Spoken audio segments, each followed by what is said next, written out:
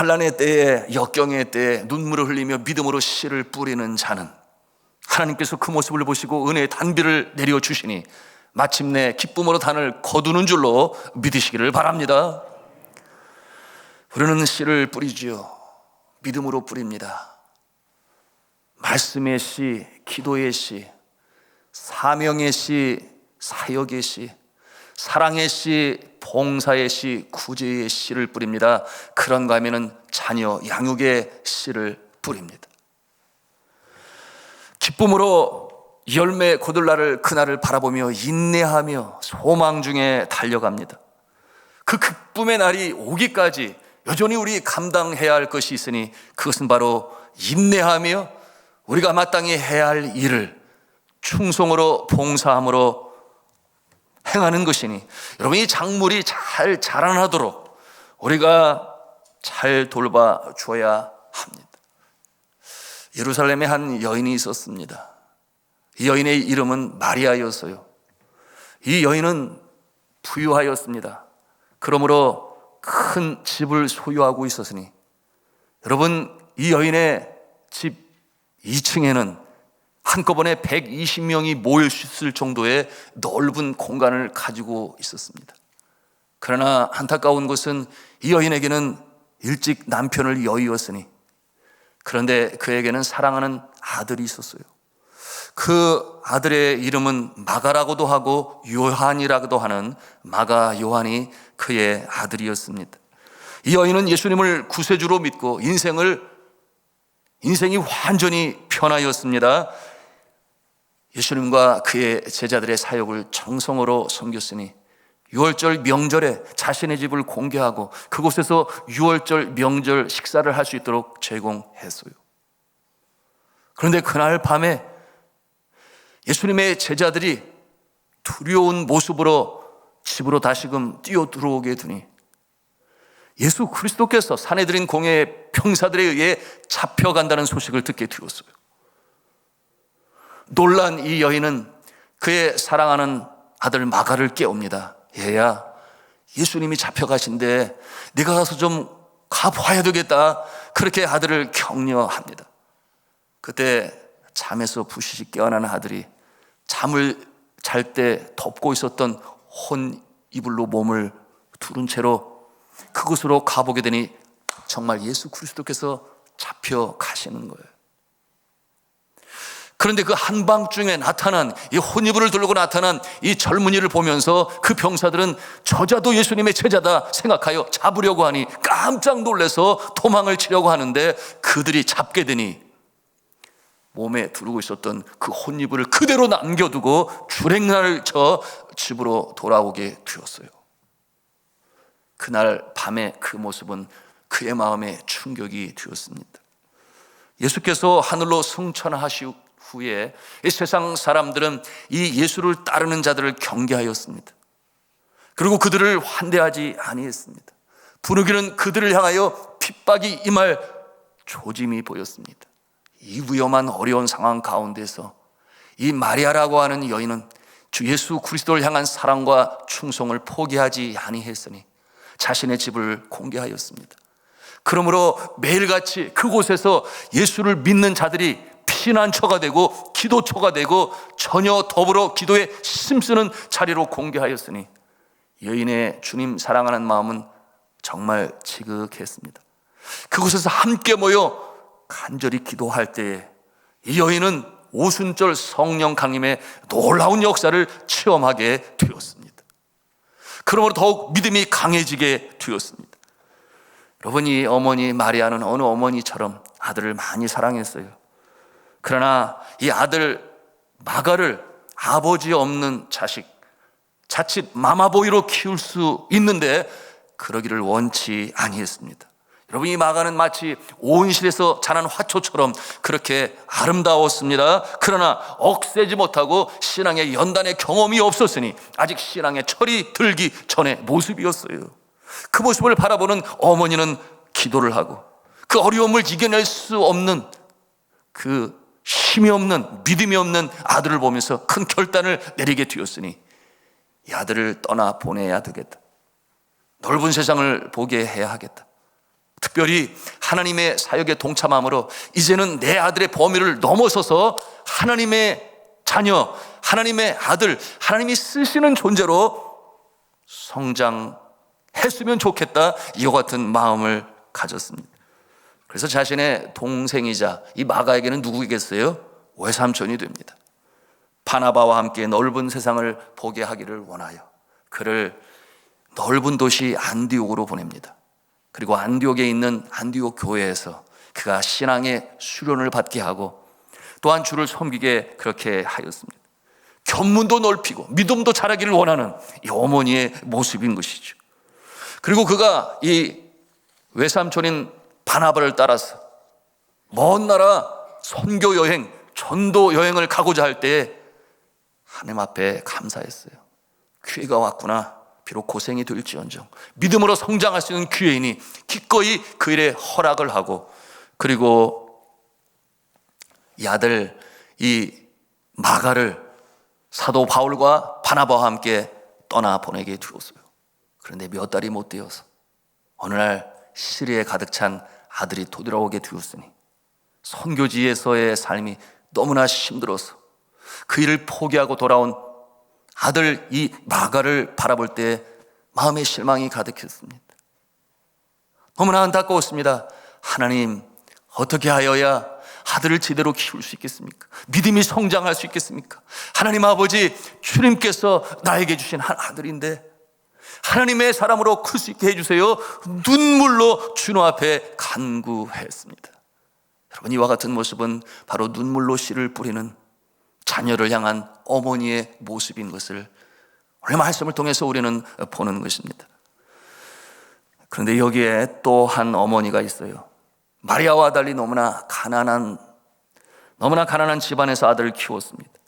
개척 농민인 이 남편, 그와 함께 자녀를 키우게 되었으니 남편의 이름은 토마스 링컨이었습니다. 그녀의 이름은 낸시였어요. 그녀에게 사랑하는 아들이 있으니 그 이름은 에이브러함 링컨이었습니다. 너무나 가난해서 아들을 정식 학교에 보내지를 못했어요. 그래서 정식 교육이라고 하는 것은 1년 반 정도, 그것도 순회 교사에게 이 공부할 수 있는 그 기회밖에 다른 기회가 없었습니다. 그 링컨을 바라보는 어머니 낸시는 너무나 마음이 안타까웠죠. 어찌하면 이 아들을 교육을 잘 시킬 수 있을까? 이 여인의 마음에, 그 어머니의 생각에는 그래, 글을 깨우칠 수 있으면 좋을 거야. 그러면 책들을 볼 수 있겠지. 그래서 이 아들을 앉혀놓고 매일 성경책을 읽게 하였습니다. 매일 저녁 성경을 보게 하였고, 그리고 링컨은 그 어머니의 바람대로 성경을 읽고 또 읽었습니다. 그러는 중에 믿음도 성장했어요. 그런데 안타깝게도 이 어머니는 당시에 돌고 있는 전염병에 의해서, 우유 전염병이라고 하는 이 전염병에 의해서 그만 세상을 떠나 하나님의 품에 안기게 되었으니 그때 이 링컨의 나이가 겨우 9살이었습니다. 그때 아들을 두고 가는 낸시는 링컨에게 그 성경책을 유품으로 주면서 유언을 했습니다. 아들아, 이제 이 성경은 많이 낡았지만 우리 집에서 가장 값진 가보란다. 100에이커의 땅을 물려주게 된 것보다 이 한 권의 성경책을 너에게 물려준 것을 기쁘게 생각한다. 내가 책 속의 진리의 말씀대로 살아간다면 나는 100에이커의 땅을 소유한 지주보다 너의 그 모습을 더욱 기뻐하며 사랑하게 될 것이다. 이와 같은 내용으로 유언을 남겼습니다. 그리고 이 링컨은 그 성경을 읽고 또 읽었습니다. 어머니가 보고 싶을 때에 더 성경 말씀을 읽으면서 그의 신앙의 철도 들어가기 시작했어요. 그리고 이 링컨에게는 두 번째 새 어머니를 맞이하게 되었으니 이 새 어머니는 사라였습니다. 그런데 이 사라도 하나님께서 그에게 내려주신 믿음의 여인이었습니다. 링컨의 아버지 토머스는 링컨이 공부하고 책을 읽기보다는 도끼를 들고 장작을 덮이고 근면한 성품으로 자라나기를 바랬고 부자가 되기를 원했어요. 그럴 때마다 이 링컨의 새어머니는 사라는 그 남편에게 말했습니다. 뭐라고 말을 했는가? 우리 아이들의 희망을 꺾지 마세요. 모든 것을 참으며 조금이라도 더 공부하고 한 페이지라도 더 읽으려고 할 때에 격려하고 칭찬해 주세요. 그렇게 남편에게 말하곤 했습니다. 링컨이 사는 집에는 항상 불을 켜고 밤을 밝히는 2명이 있다고 그랬어요. 그것이 누구였는가? 첫째는 그의 새어머니 사라였으며 둘째는 링컨이었습니다. 그렇게 열심히 책을 읽고 또 읽었습니다. 링컨의 전기 작가들이 여러 명이 있는데 그 중에 한 명은 이렇게 말을 했습니다. 하늘은 링컨에게 위대한 조건은 한 가지도 주지 아니하셨다. 다만 그에게 가난과 훌륭한 신앙의 어머니만을 주셨다. 링컨은 가장 존경받는 미국의 제16대 대통령이 되어 지난날 자신을 신앙으로 키워준 이 어머니에 대해서 이렇게 말하곤 했습니다. 오늘의 나의 희망, 이 모든 것은 어머니로부터 받은 것입니다.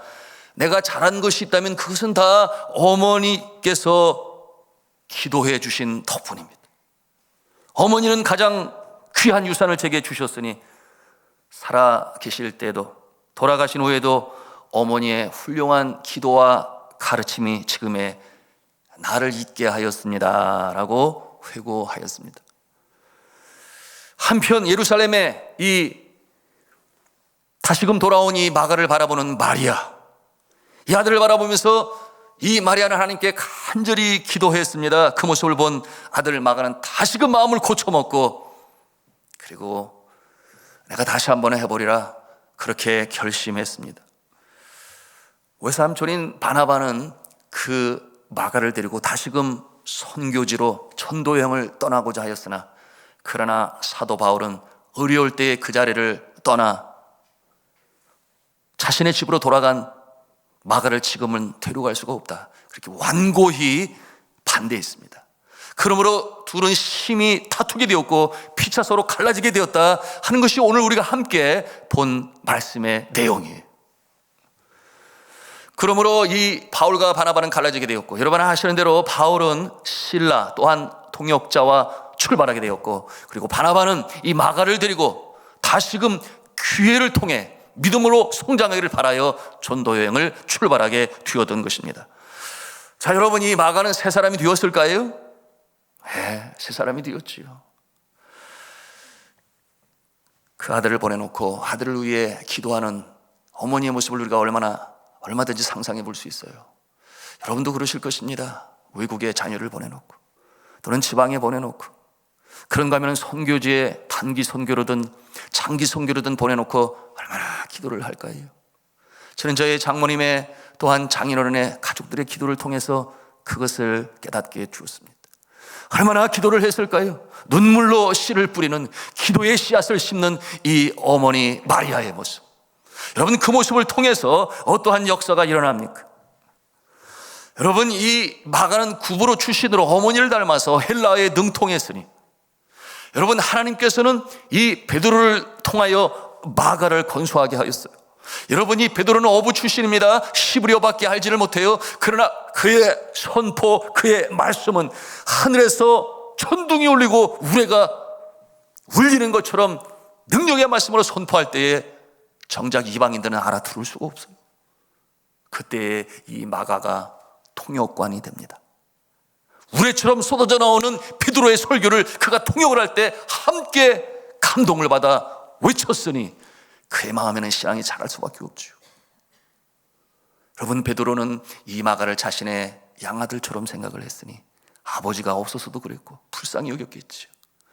그런가 하면은 여러분이 베드로는 이 마가를 보면서 자신의 과거의 모습을 생각했습니다. 내가 예수를 3번이나 모른다고 부인을 했었지.